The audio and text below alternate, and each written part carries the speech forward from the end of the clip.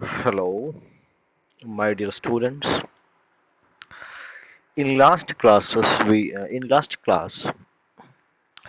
we discussed about the weighted index number. So the most important problem associated with the weighted index number or the construction of a weighted index number is there are certain issues about there are issues among the statisticians regarding what will be an ideal weight. So as I said before, weights can be volume or it can be the quantity purchased. Okay, so regarding this quantity, the quantity purchased in base period or current period, what will be the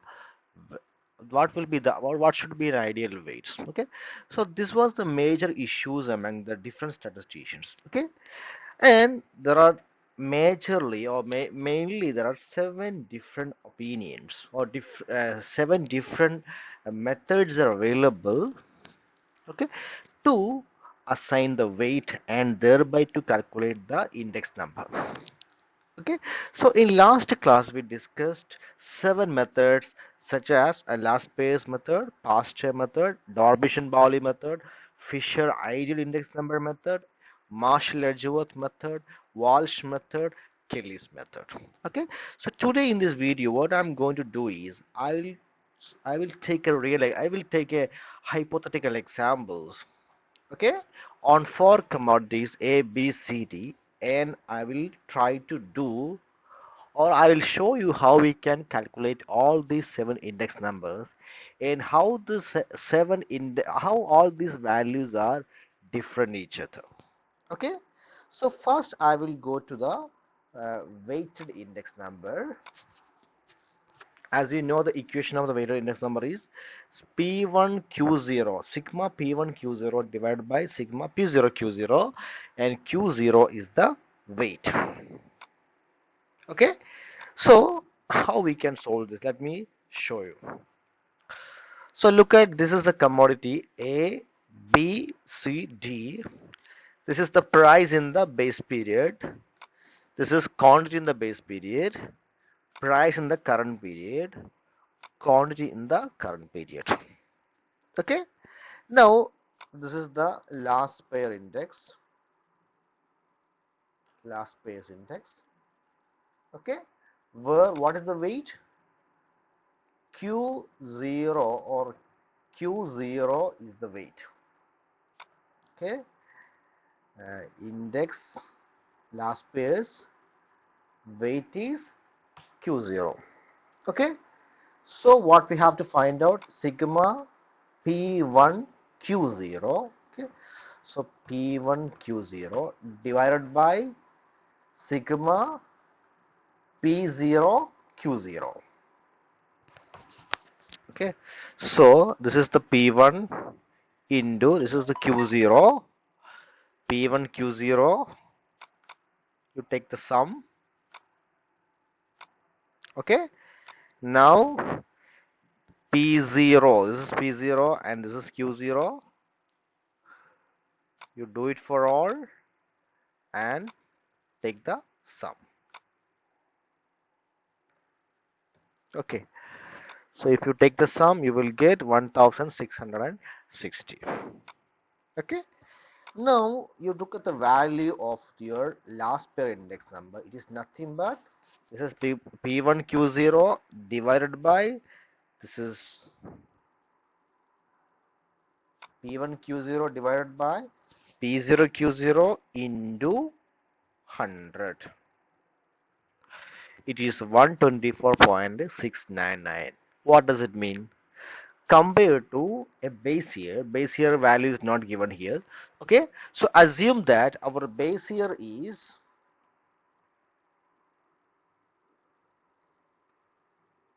here 2015 and current year is 2019.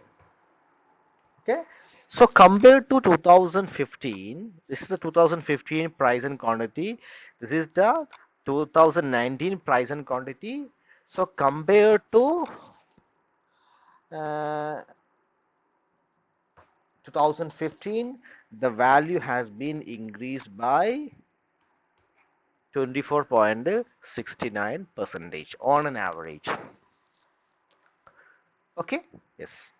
So coming to the second one, past year's method. What is the difference? In past year method, he considered quantity purchased in the current period as the weight. That's the only difference. Okay, so how we can calculate it is, next is past year's method, past year's index number. Okay, where q1 is the weight. Okay, now what he has done is his equation is P1 Q1 divided by P0 Q1. So we have to find out P1 Q1 and P0 Q1. Okay, so this is the P1 into Q1.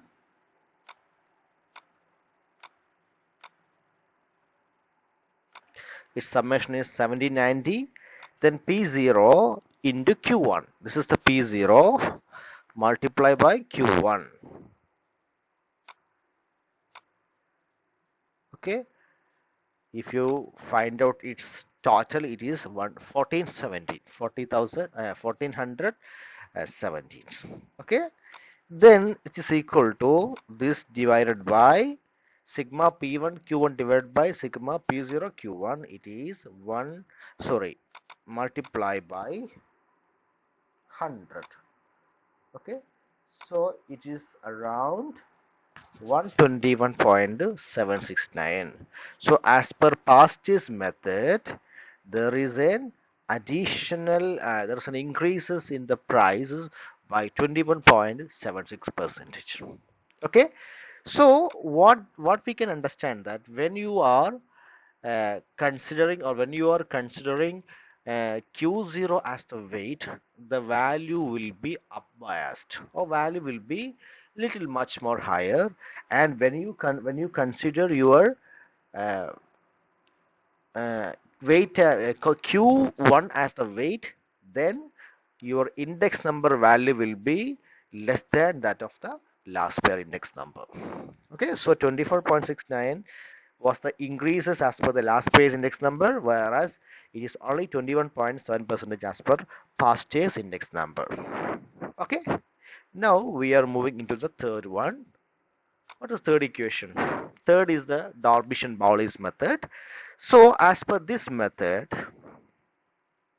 it is nothing but arithmetic average of both. Okay, so as per Darby and Bowley's method, they are not going to take any, they're not going to consider any q0 q1 as the weight. Instead, what they have done is last pair considered q0 as the weight, and past pair considered q1 as the weight.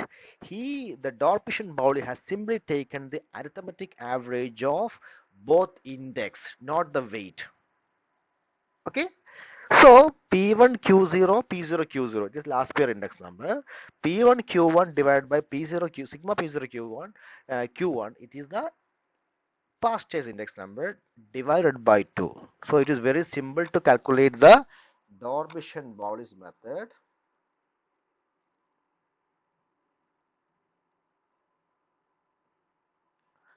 Bowley's, okay, they are not taking any weight but arithmetic mean of AM of last pair index number and past year's index number. Okay, so as per this method, this is the last pair index number, okay, plus this is the past year's index number divided by 2. What you are getting? You are getting around 123.234. Okay, so how much you increase, you can see here, this minus 100, Yeah, 23.23 percentage. Okay, so Dormition-Bowley's index number will be always lies in between last pair and Pasteur's index number. Okay, now the third one. What is the third one? Yeah, Irving Fisher ideal index number. Here also, what they have done, they are not taking anything as the weight. Instead, last pair considered Q0 as the weight and Pasteur's considered Q1 as the weight. And Dobbish-Bowley considered, and they have taken arithmetic mean. And as you know that this, in order to consider or in order to find out the average of an index number, the geometric mean is the best. So what this Fisher has done is they have considered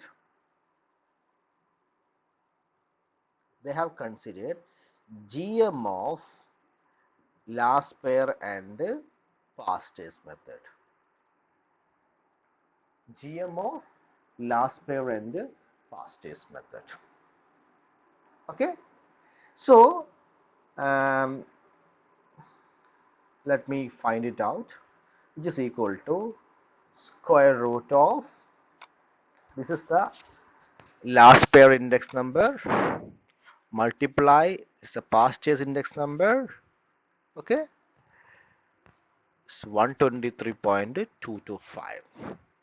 It is 123.225. This is also, you can see, this is minus 100, 23.225. Okay, so you can always see that last pair in this Dormition-Bowley's index number, okay, this will be always greater than Fisher index number, because as per the property of the arithmetic mean will be always greater than the geometric means. That's why Dobbish-Bowley's index number will be always more than the Fisher, always more than the Fisher index number. And Dobbish-Bowley's index number as well as Fisher index number will lies in between last pair index number and past year's index number. You got the idea? Yes. Now we are going to the next one. It is Marshall-Edgeworth index number. Okay, so what he has done, Marshall and Edgeworth, they are considered arithmetic cross of quantities in the base year and the current year as the weight. Okay, so they have taken the arithmetic mean, the average of the weights between two periods as the weight. Okay, so what will be the equations? The equation will be sigma P1 Q0, we have already find it out, okay, plus sigma P1 Q1. Okay, so you look at these equations. Okay, this is Marshall and Edgeworth index number. Okay, so this is Q0 plus Q1 divided by 2. They have considered this as the weight. Okay, so how they have calculated? Let me say that sigma, you look at the sigma P1 Q0 plus sigma P1 Q1. This is the sigma P1 Q1 plus sigma P1 Q0. Okay, sigma P1 Q0. Okay, so this is sigma P1 Q0 plus P1 Q1. Okay, divided by P0 Q1, sorry, P0 Q0 plus sigma P0 Q1.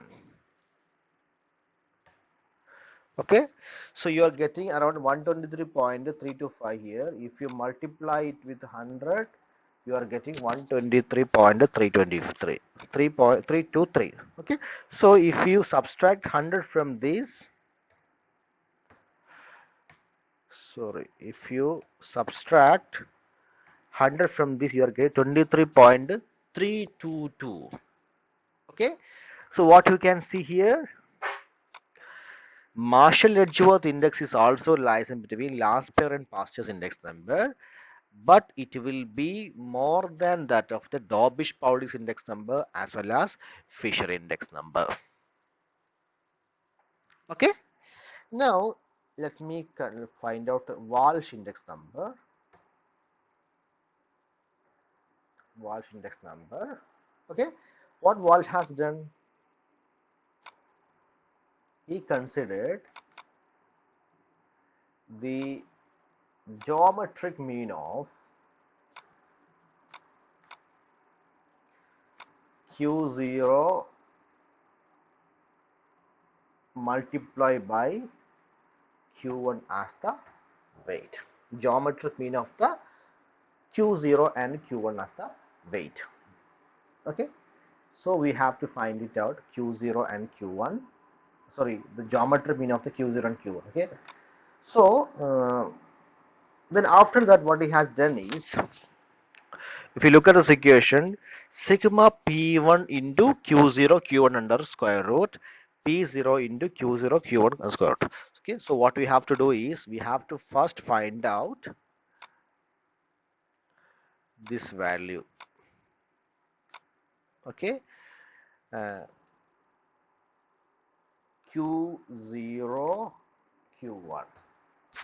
Okay, so this is the Q0, this is the Q1. Okay, so square root of Q0 into Q1. Okay, so this is the geometric mean of the weights, geometric mean of the Q quantities in the two periods. Okay, now what you have to do is, you multiply this with P1.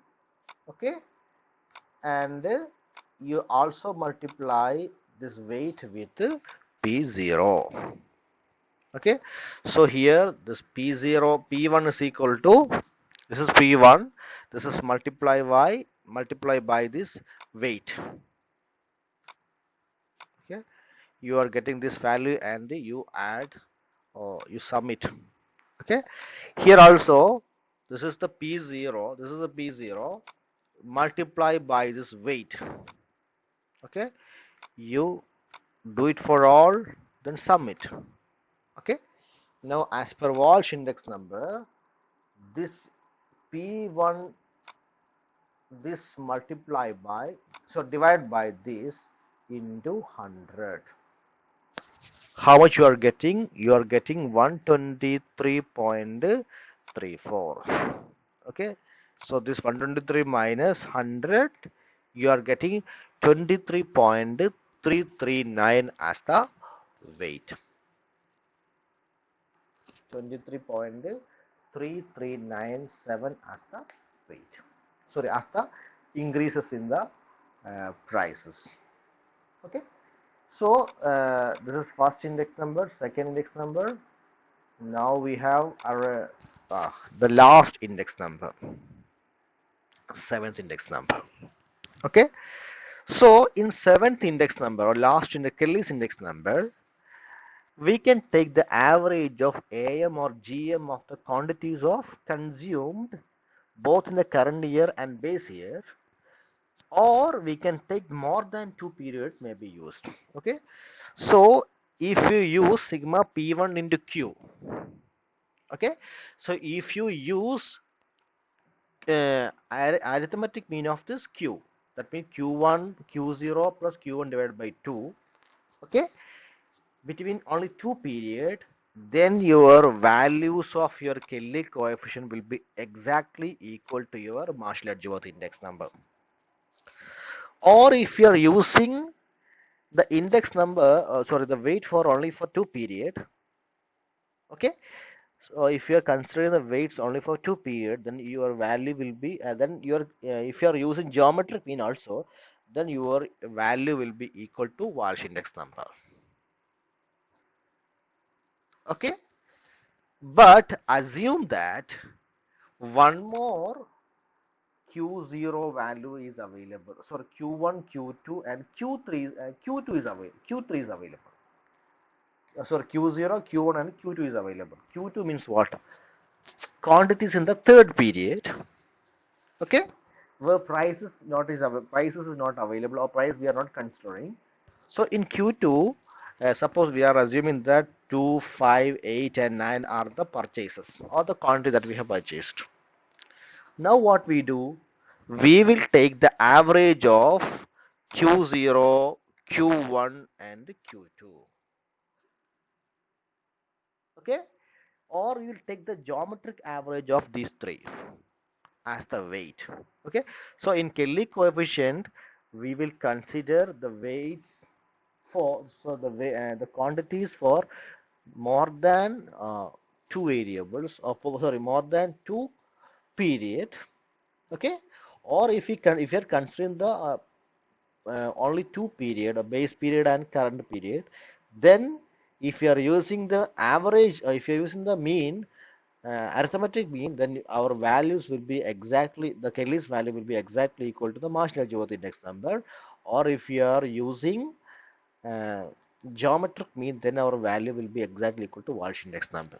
Okay, but if you are considering more than uh, two periods, then our value will be different from other values. Okay, so this is all about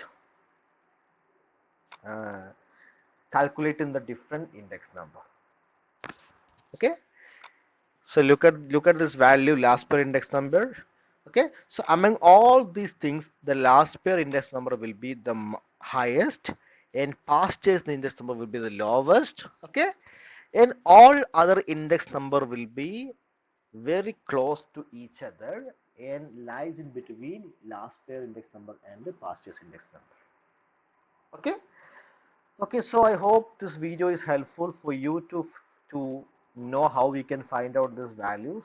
Okay, and what I'll do is, after watching this video, I will give you some problems. Okay, yes, you can solve this problem, and you can learn how we can calculate all these index. Okay, thank you very much.